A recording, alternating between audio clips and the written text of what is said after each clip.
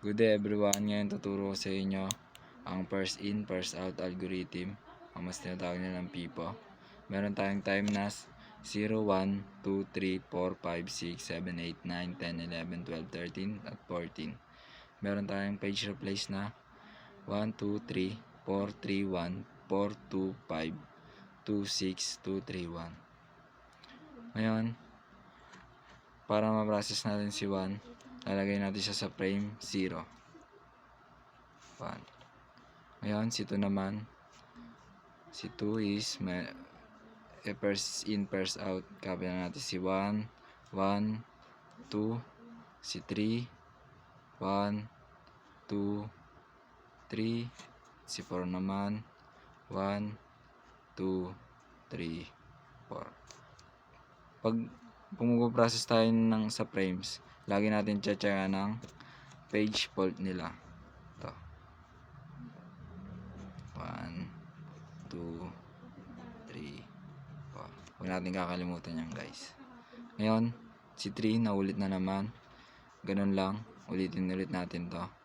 1, 2, 3, 4. Pag naulit si 3, di na natin checkan ng page fault niya.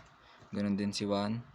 Kapilan natin to. 1, 2, 3, 4. Basta guys, pag may nauulit na page replace dito sa taas, kunyari ito si 1 at si 3, di na natin checkan ng page fault niya. Yan, si 4 na naman, naulit na naman siya. Okay, 1, 2, 3, 4. Di natin checkan ng page fault niya. Si 2, naulit na naman. 1, 2, 3, 4. Basta guys, always huwag natin checkan to, ang page fault, pag may nauulit tayong number. Sa 5, ngayon si 5, ito na guys, si 5. Ang ano natin, first in, first out.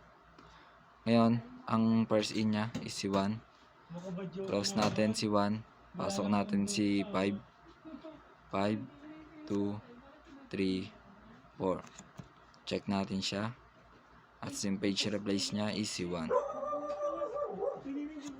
Okay, si 2. May 2 pa tayo dito sa frames.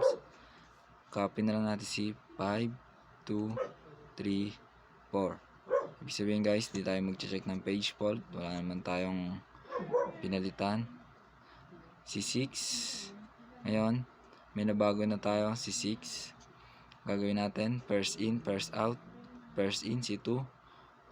Close natin si 2. Gawin 5, 6, 3, 4.